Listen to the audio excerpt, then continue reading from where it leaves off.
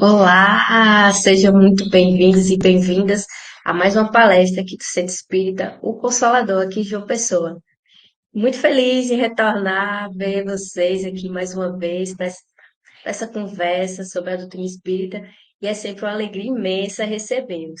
E como a gente sempre faz, né? A gente já pede a vocês, deixa teu like, vai lá, curte o nosso vídeo, compartilha, se inscreve no canal, que lá temos todos os nossos vídeos disponíveis. Tudo que já foi feito até hoje está lá para você dar uma lida, assistir, estudar, aprender mais um pouquinho sobre a doutrina espírita. Então aproveita e vai lá. Aí, ó, a gente tem as nossas redes sociais, tá passando aqui, ó. Tududum. Nosso Instagram, Consolador JPA. A gente tem o site, consolador.org.br. Nosso canal do YouTube, por onde estamos agora, o Consolador JPA. Então, ó, muito lugar para conseguir informação, para ver as atividades do centro, para que a gente possa interagir mais um pouquinho. Hoje a gente vai trabalhar um tema muito legal, bem bacana, que é preciso nascer da água e do espírito. E para falar sobre esse tema para a gente essa noite, a gente recebe com muito carinho, com muita alegria, a Luciana Zilag, que ela vem lá da SESEC. Seja muito bem-vinda, Luciana. Um prazer imenso recebê-la. Eu que agradeço. Muito obrigada pela recepção sempre gentil e calorosa de vocês aí do Consolador e na sua pessoa, muito feliz. Fico muito honrada mesmo de poder participar mais uma vez aqui dessa palestra online. E a gente sempre fica muito feliz com a sua presença. É sempre um momento muito edificante. E para a gente passar daqui a pouquinho a palavra para a Luciana, a gente vai agora entrar nesse momento de prece, né? Que a gente possa acalmar nossos corações, agradecer por mais essa oportunidade de estarmos aqui para ouvir mais um pouquinho sobre as palavras do Mestre Jesus. Que tenhamos uma noite de muito aprendizado e de muita paz. Que assim seja. Então agora eu passo a palavra para a Luciana e daqui a pouquinho eu volto. Contigo. Obrigada. Pois bem, meus irmãos, hoje o tema realmente é um tema muito falado, um tema bíblico muito falado, né? Porque é a partir de um diálogo muito importante que Jesus teve com nada mais nada menos que Nicodemos.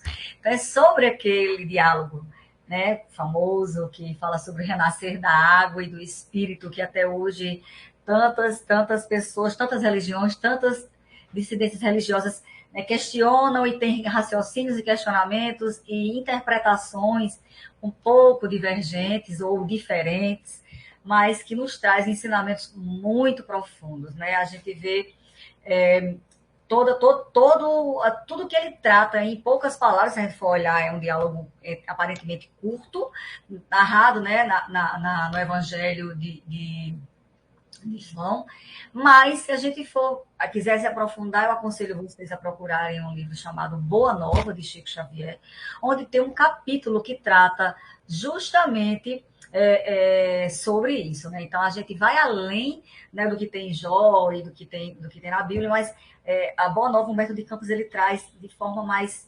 minuciosa, ele traz todos os detalhes do antes, do durante e até o após, esse diálogo todo, que não ficou só naquelas palavras, né? Tem todo vamos dizer assim, uma preparação por trás daquilo, né? Para ver esse diálogo tão importante que iria, com certeza, reverberar até hoje entre nós, né? Esse ensinamento do Cristo. E eu queria começar com algumas reflexões, antes da gente adentrar mesmo nas palavras, né, do que a gente vai poder falar. Eu queria falar com vocês, conversar com vocês sobre a gente filosofar um pouquinho. Como assim, Luciana, filosofar?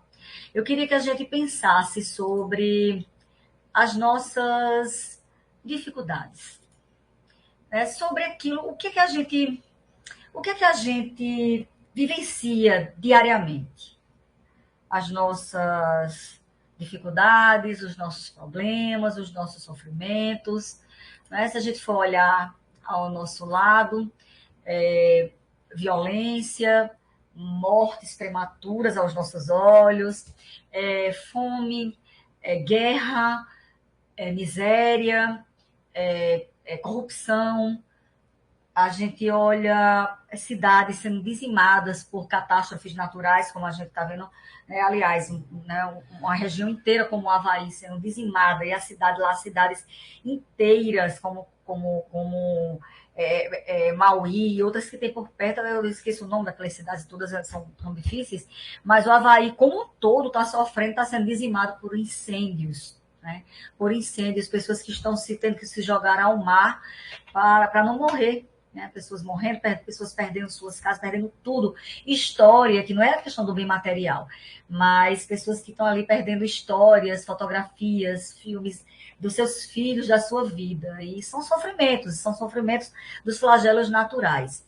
E a gente vê guerras, e a gente vê o egoísmo imperando, a gente vê pessoas passando por dificuldades tremendas, com problemas de saúde complicados, pessoas que estão perecendo, né, com câncer, por exemplo, com algum tipo de tumor, ou perecendo com alguma doença de senilidade, pessoas jovens que estão senis, que estão entrando estão começando a desenvolver algum tipo de demência, ou pessoas que estão desenvolvendo doenças degenerativas, pessoas jovens, ou crianças que estão nascendo com patologias e que a gente não consegue entender nem compreender, né?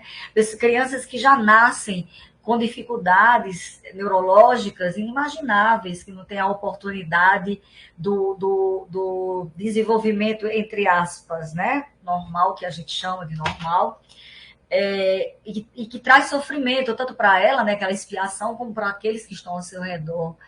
Então, assim, é tanto sofrimento, são tantas coisas, tantas lágrimas, tanto ranger de dentes ao nosso lado, que a gente tem que ter uma fé muito, muito forte. A gente tem que ter uma fé, e eu diria que nessa hora a doutrina espírita nos ajuda bastante, pela fé raciocinada, pela fé que faz a gente refletir realmente e ponderar que Deus é justo. E que apesar de tudo isso que a gente vê ao nosso redor, Deus é justo. A gente pensar que uma criança, vamos trazer o exemplo de uma criança que nasce, né, com alguma síndrome, tá bem falado agora, né, um cantor famoso que teve seu filhinho que tem uma síndrome, não sei, né, não estou nem atualizada como é que está a situação dele, mas uma síndrome bem complicada, a criança estava até onde eu sei no UTI, e a gente vê aquele sofrimento, e algumas pessoas podem dizer assim, como eu ouvi alguns comentários, né? O que essa criança fez, né? O que foi que esses pais fizeram? Por que, né, Deus permite que uma criança sofra assim? E numa hora dessa, quando a gente tenta dialogar com uma pessoa, que a gente vai perceber que essa pessoa acredita numa única existência, aí fica difícil a gente realmente argumentar. Mas a gente pode fazer o reverso. Em vez de querer questionar, ou querer entender, ou querer saber se realmente ela acredita na reencarnação ou numa única existência, né? A gente começa a perguntar, e é isso que eu vou trazer para nós agora, a gente começar a se perguntar. A gente acredita realmente em Deus? A gente acredita realmente na existência de um Criador, de uma força suprema, de uma inteligência suprema, né? Eu estou falando alguns termos, que possa ser que você que está me assistindo não seja, vamos dizer assim, não acredita num Deus. Aquele Deus que muitas religiões pregam, aquele Deus sentado num trono, um senhor de cajado, um homem, né? Barbudo de cajado, que está ali comandando o mundo, que começou a criar o mundo, criou ele em 6 dias, no sétimo descansou. Né? Quem acredita nessa alegoria? Você pode ser que não acredita nisso. Mas você pode ser aquele que acredita, sim, numa inteligência suprema, ou energia maior, ou no cosmos, ou no universo, numa força do universo. Né? Seja lá o nome que se dê. Se você acredita nesse ser criador, nesse ser, né, que é extremamente justo e bom, a gente não pode achar que ele iria criar criaturas, que ele iria, né, surgir criaturas e fazer surgir criaturas para sofrer, não é? Se a gente for pensar num pai terreno, um pai terreno jamais iria deixar seus filhos sofrer. Quem de nós vai ter um filho para dizer, não, eu vou botar você no mundo, mas eu vou fazer da sua vida, né, uma eterna expiação. Eu vou fazer você sofrer. Quem é o pai terreno? Óbvio, apenas aqueles, né, daqueles desvios, que existem aqueles desvios, né, em que as pessoas realmente são espíritos devedores e que há aqueles comprometimentos em relação a pai e filhos, em que pode haver realmente essa relação conturbada. Mas fora isso, o que é o comum, não é? São aqueles pais amorosos, pais em que vão se preocupar e dar o melhor para os seus filhos. Então, vamos partir do princípio. Existe um Criador, existe uma inteligência suprema, existe aquele que nos criou, espíritos individuais, e que nos criou para sermos o quê? Felizes. Felizes. Não é? Mas nós somos filhos teimosos e a gente insiste, muitas vezes, né? A gente resiste em aprender o caminho mais curto para se chegar à felicidade. E a gente costuma fazer arrodeios, né? E a gente cai nas nossas imperfeições, a gente resiste, a gente insiste em praticar o mal, a não agir de acordo com as leis morais, com aquelas leis, que nos conduzirá, né, ao paraíso, que seria o paraíso que as pessoas falam paraíso, mas a consciência, né, da consciência tranquila, da consciência feliz, que é isso que vai nos tornar pessoas felizes, né, que a gente vai conseguir para um local, seja a nossa, que a gente vai conseguir plasmar, né, mentalmente, e assim, quando a gente perder o corpo físico, né, o nosso espírito vai estar nesse local mais agradável, e não num lamaçal, no umbral, num lamaçal de sofrimento e ranger de dentes, de choro, né? De choro. Mas a gente vive nessa situação. E aí? Teria lógica, então, a gente ter apenas uma existência? Como uma existência, isso eu estou tentando fazer a gente filosofar, tá, gente? A gente acredita em Deus ou a gente não acredita em Deus? Acreditamos na inteligência suprema, num ser superior. Acreditamos que fomos criados para a felicidade. Mas a gente consegue atingir essa felicidade, porque é responsabilidade nossa. A doutrina espírita nos esclarece isso. A felicidade é responsabilidade nossa. Exclusivamente nossa. Cabe a nós, né, sermos felizes ou não.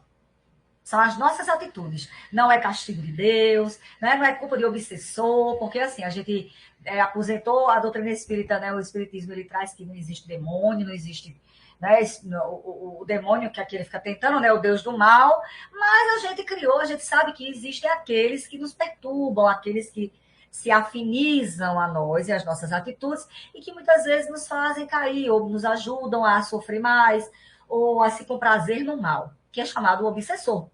Então a gente aposentou, né, demitiu, excluiu o demônio, mas a gente arranjou o obsessor e às vezes a gente, como aqueles que gostam de culpar o demônio pelos seus erros, a gente infelizmente tem o mau costume de culpar o obsessor pelas nossas quedas e as nossas falhas.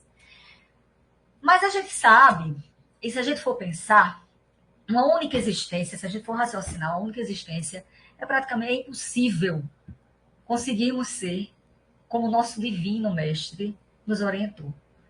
Sede perfeito, como perfeito é o nosso Pai. Sede perfeitos, ele é imperativo, ele manda, ele fala para sermos perfeitos. É a orientação do nosso modelo e guia. Né? Ninguém conhecerá o Pai senão através de mim, modelo, ele como exemplo. E a gente está longe, mas muito longe de chegar, mas muito longe mesmo, a chegar próximo a sermos como Jesus. Mas isso são palavras dele, eu confio, acredito demais, né, em Jesus, não como Salvador, como crer nessa forma, mas como Salvador, assim, como exemplificador da nossa salvação individual.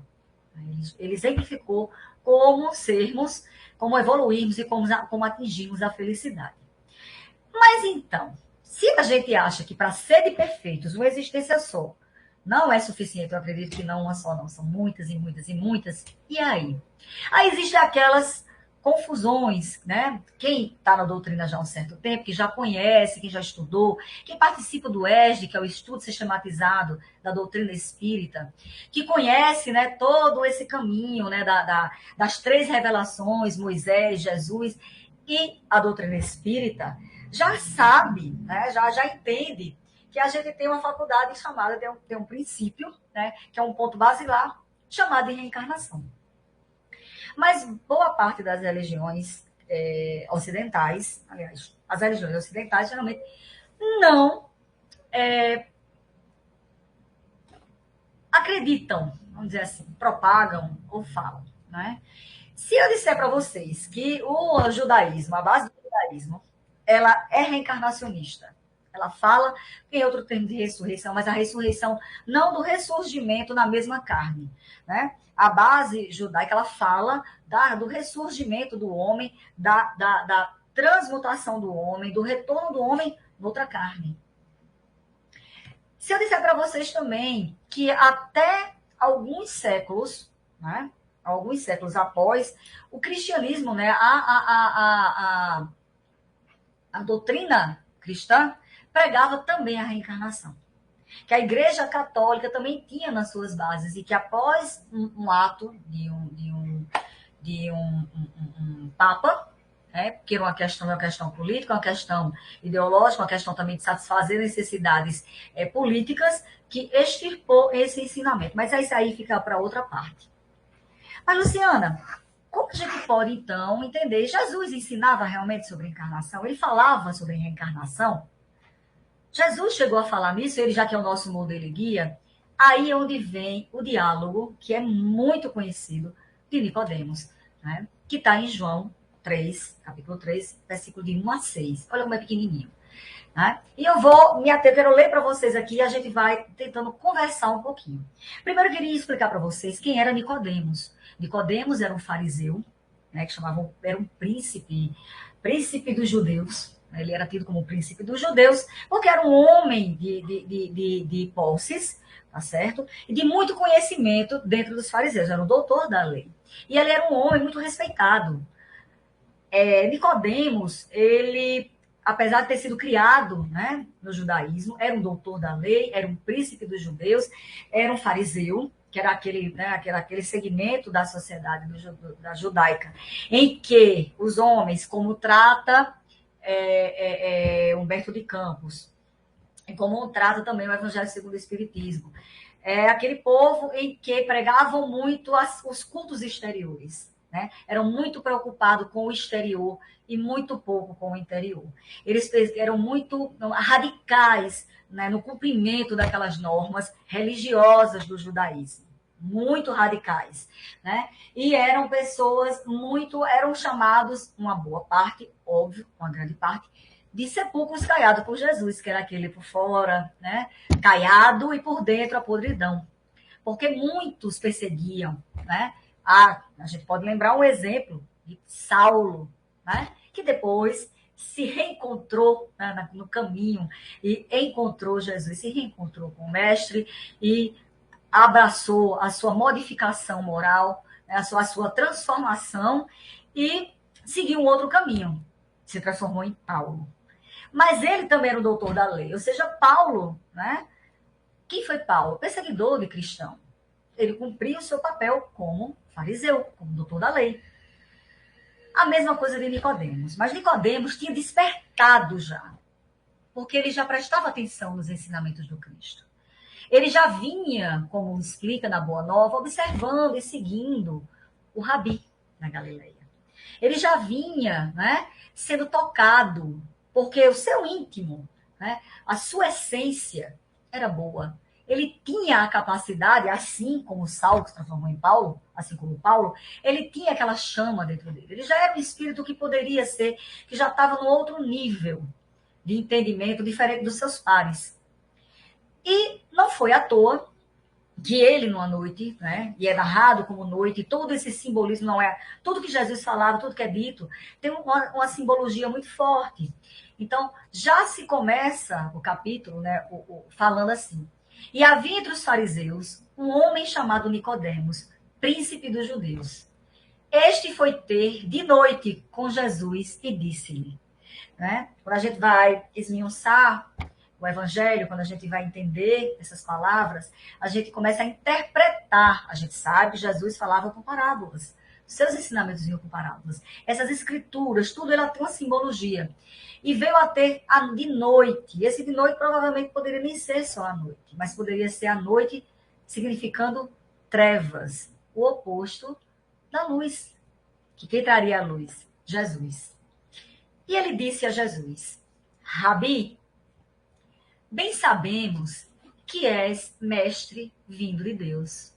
Só tentando. Esse chamamento Rabi é uma expressão que significa meu mestre. E olha para a gente, quando eu falei dessa diferença, né, de Nicodemos, ela já começa nisso aí, no respeito. Ele já percebeu a magnitude de Jesus. Ele já reconheceu só no vocativo, Rabi, a magnitude de Jesus e a superioridade de Jesus. Então, ele, como um doutor da lei, como muitos que perseguiam e que estavam ali nas alcovas, né? E por trás ali, junto com o alto escalão, né?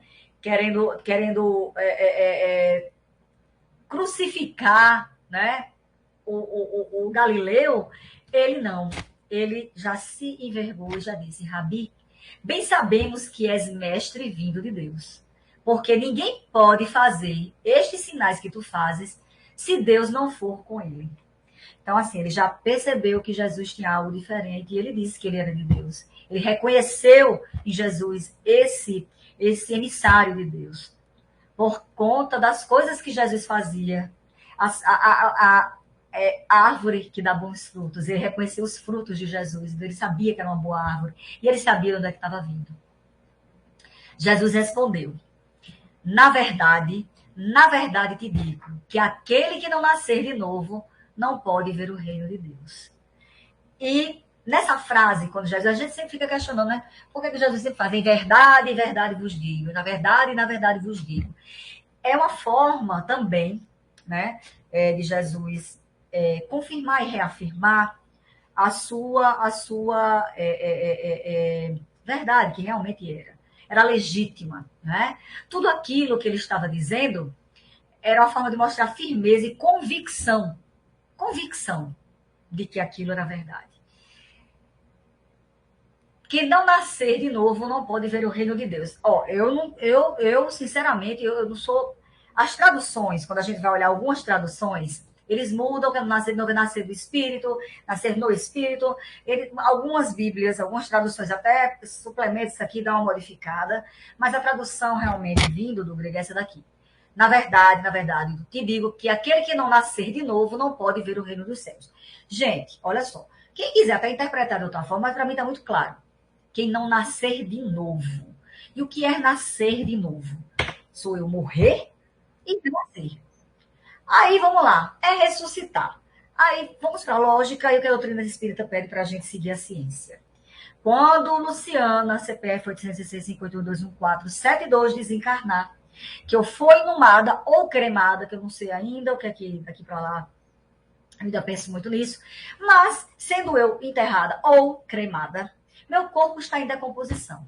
Se eu for cremada, ele vai virar logo cinza, então vira logo um carbonato, né, pequenininho. Se eu for inumada, meu corpo vai passar por todo um processo de decomposição até voltar a ser da terra. Até virar, né? Substrato, até virar pó. Até do pó. Do pó viestes, ao pó voltará. Meu corpo veio do pó, porque eu venho dos elementos do universo, eu sou matéria. Minha matéria é composta por várias coisas que as outras matérias são compostas, óbvio, aglutinadas de forma diferente. E vai voltar a ser essa matéria. Do pó eu vim, do pó eu voltarei. Mas eu também sei que eu tenho algo além do pó. Ou, lembra aquele comecinho da conversa da gente? Eu acredito em Deus, eu acredito em algo além. Então, se eu acredito em Deus, em algo além, não é só matéria. Se eu não sou só matéria, quando esta daqui perecer, onde eu estarei, para onde eu vou, e eu voltarei. E Jesus reafirma: não pode ver o reino do céu se não nascer de novo. Porque ele sabia que uma vida só não dá. Não dá. Não existe expressão. O espírito não evolui ao ponto de conseguir ver Deus face a face.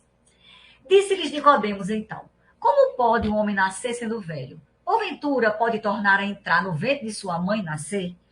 Né? Então, olha como Nicodemos, apesar de toda a curiosidade, dessa atração, né? dessa, vamos dizer assim, dessa propensão já a receber esses ensinamentos, porque ele já tinha ouvidos de ouvir, e olhos de ver, ele já tinha desenvolvido isso, mas ele não conseguia, esse pensamento materialista, e de qualquer forma, a religião dele, o culto dele era muito materialista, né? Se preocupava muito com o que entrava na boca, não com o que saía, o que estava dentro do coração, é o lavar as mãos, é a circuncisão, é o batismo. Então, todas essas coisas que eles se preocupavam, são coisas materiais. Aí Jesus, então, respondeu a ele.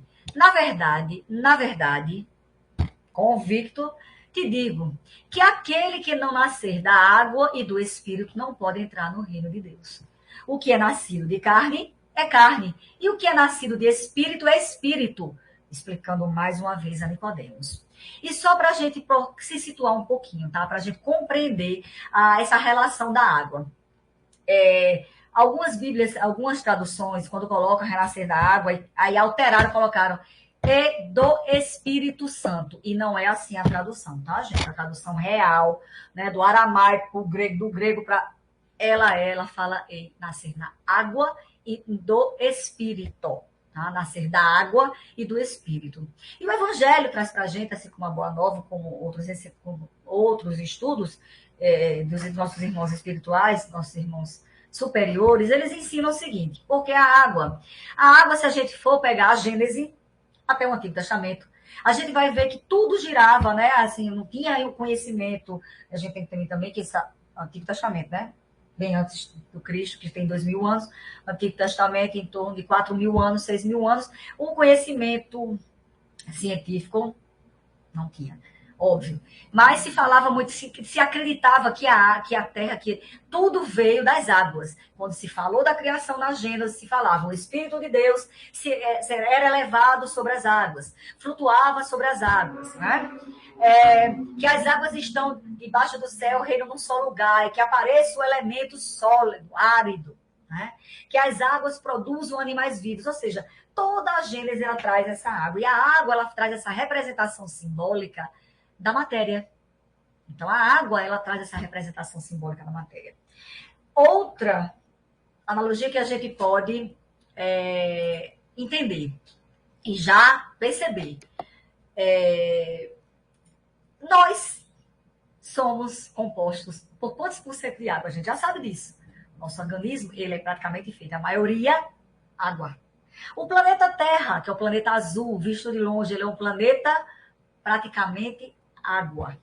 Nós, quando estamos prestes a reencarnar, estamos sendo gerados no ventre materno. Nós somos gerados dentro de uma bolsa de água. Então, essa representação, essa representação da água, ela está caracterizada justamente no nosso renascimento da matéria. E do espírito é a nossa individualidade. Ou seja, a gente tem que renascer da água, do ventre da mãe, nascer novamente, e o nosso espírito renascerá para uma nova prova. Então, nascer da água e do espírito. O espírito gera o espírito. Luciana, e assim, o que é que a gente pode aferir? Como assim a água simbolizar? É como eu estou dizendo, se a gente for ver o Antigo Testamento, já falava sobre dessa analogia da água representando a matéria, a materialidade, tudo foi gerado a partir da água. Né? Nós somos gerados dentro de uma bolsa d'água. E o espírito? O espírito é criado simples e ignorante. Cada nova oportunidade, cada aparição, cada ressurgimento é uma oportunidade para renascermos, para melhorarmos, para evoluirmos, para conseguirmos entrar no reino de Deus, para conseguirmos ver Deus face a face. Jesus não mentia. Jesus falava a verdade. Verdade, em verdade vos digo. Não é? E Nicodemos ainda não entendia. E ele só finalizou: se eu falo das coisas da terra, tu não me entendes, imagine se eu te falo das coisas do céu. Então, ele sabia também que, apesar de toda a boa vontade do que queria, Nicodemos ainda ia demorar um pouco para poder se atentar àquele ensinamento de Jesus. E, colaborando, para a gente finalizar, o Livro dos Espíritos traz para a gente qual a necessidade, então, né? Qual o objetivo da nossa encarnação. Arremetando aquilo, mas explicando, mais esmiuçado o que Jesus falou. Por que a necessidade de reencarnar? Porque ter que nascer da água e do espírito. Deus nos impõe a reencarnação, né, a encarnação, com o fim de nos fazer chegar à perfeição. Para uns é uma expiação, para outros missão. Mas para alcançar essa perfeição, lembra a evolução? Sede perfeitos como perfeitos é o vosso Pai. Tem que sofrer todas as vicissitudes da existência corporal. A gente precisa renascer na água. A gente precisa estar na matéria. A gente precisa vivenciar tudo isso. As guerras, a fome, os flagelos, a tristeza, a doença, o sofrimento. A gente precisa, infelizmente, vivenciar tudo isso para a gente poder aprender a fazer as nossas escolhas da melhor forma. Renascer da água e do Espírito ainda é corroborado dizendo: visa ainda outro fim a encarnação. E o de pá de porco, o Espírito tem condições de suportar a parte que ele toca na obra da criação. E olha como os Espíritos nos faz relembrar o que Jesus disse: vós sois deuses. Nós somos deuses. A gente pode fazer tudo aquilo que ele fazia e muito mais. E os Espíritos reafirmam isso nessa 132, na resposta 132 do Livro dos Espíritos, quando ele diz que um dos objetivos da reencarnação é justamente pôr o espírito em condições de suportar a parte que ele toca na obra da criação. Porque todos os dias, gente, que a gente está nessa missão de renascer no espírito, todos os dias que a gente tem a oportunidade de abrir os nossos olhos e vermos que ainda estamos nesse planeta, a gente tem a condição de nos melhorarmos, de fazermos um mundo melhor a partir de dentro de nós. E esse é o chamamento, e esse foi o convite de Jesus a Nicodemos, com esse ensinamento, alertando a Nicodemos que precisava renascer, dizendo a Nicodemos que ele precisava ler e ele precisava dar a disposição de ter primeiro lido os textos bíblicos quando Nicodemos chegou para conversar com ele e disse que estudou muito, muito todos os textos, né, judaicos do Alcorão, e ele disse, e Jesus disse para ele: primeiro de tudo, Nicodemos, não basta que tenhas vivido a interpretar a lei.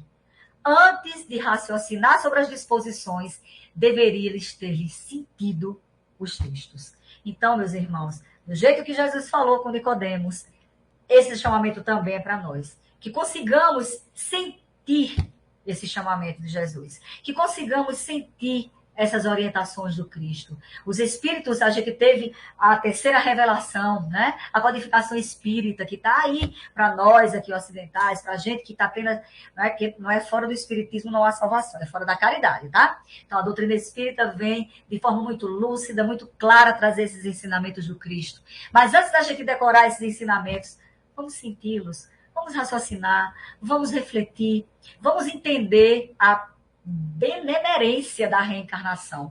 Bendita reencarnação. E eu deixo sempre uma frase, eu sempre digo assim para as pessoas: é raciocínio lógico. Ou reencarnação existe, ou Deus não existe. Deus não seria justo se não nos desse várias oportunidades de, mesmo caindo, confiando nele, a gente levanta, sacode a poeira, dá a volta por cima e segue rumo a encontrá-lo. Não, Manu? É exatamente isso, né, Luciana? As oportunidades que nos são dadas todo santo dia que a gente consegue acordar de sermos pessoas melhores. A cada bocadinho, né? Cada coisinha que a gente fizer nessa tentativa de ser uma pessoa melhor, é mais um degrauzinho nesse processo evolutivo que a gente vai conseguir chegar, né? Vislumbrar o Cristo, né? A gente só não pode se Esse acomodar, ser né? Porque esse ensinamento do é, Cristo também não foi para a gente ficar, eu vou ter outra oportunidade, então eu vou aprontar agora, ou eu vou ficar descansado, não vou trabalhar, não vou fazer nada. Não é bem assim. A gente quer seguir em frente, a gente quer ser feliz, né? Por isso que eu disse, a felicidade é nossa responsabilidade. a gente escuta muito na doutrina, né? Nos estudos, nas palestras, que é sempre pensar que essa é a nossa melhor reencarnação. É a Exato. nossa, ó, Melhor é a oportunidade. primeiríssima, que é o que a gente está vivendo. Então, Exato. assim, muito, muito obrigada, Luciana. Você trouxe exatamente um trechinho da Bíblia que ainda a gente precisa estudar mais, né? Se inteirar mais, tentar entender mais um pouquinho.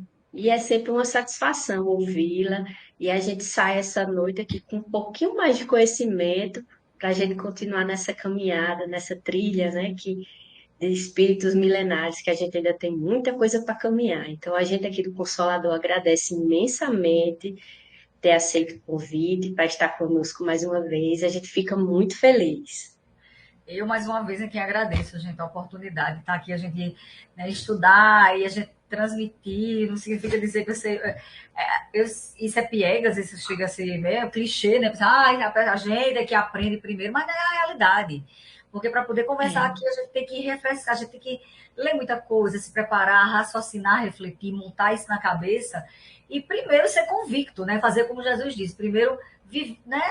Absorver o texto, sentir o texto, né? Introjetar para a gente melhor transmitir. Eu agradeço demais a vocês a oportunidade do trabalho. Muito mesmo, muito feliz. então, para a gente fazer exatamente isso aí que a Luciana está falando, e aprender cada vez mais um pouquinho, aqui no Consolador e em outras casas espíritas também, a gente tem as atividades, exatamente atividades de estudo. Então, a gente tem atividades que ainda estão acontecendo online, né? Que a gente tem o estudo das obras da série psicológica de Joana de Ângeles, toda terça-feira, das 19h30 às 21 horas.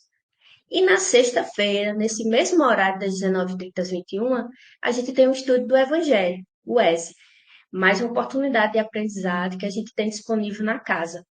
E as atividades presenciais, que aí no domingo, a partir das 3 horas da tarde, a gente tem um estudo sistematizado da doutrina espírita, o ESD, das 15 às 16h30. Logo após o estudo, a gente tem a nossa palestra, que acontece das 17 às 18. Nesse mesmo horário, acontece a evangelização infanto-juvenil e o nosso atendimento fraterno para aquele que precisa ser ouvido, está precisando aí de uma ajuda, de um auxílio nessa caminhada. E a gente agradece e chama novamente para a gente encerrar essa noite com a nossa prece, agradecendo imensamente ao Mestre Jesus, a toda a espiritualidade amiga que é quem nos acompanhou, por mais esse momento de aprendizado. Que possamos ter um final de semana, uma semana de muita paz, de muita luz, e que o Mestre Jesus esteja sempre no nosso norte, como exemplo, modelo e guia. Que o Senhor nos guarde, nos guie e nos proteja, hoje e sempre. Graças a Deus. Então, pessoal, sejam todos muito felizes mais nesta semana e a gente se encontra numa próxima oportunidade. Tchauzinho.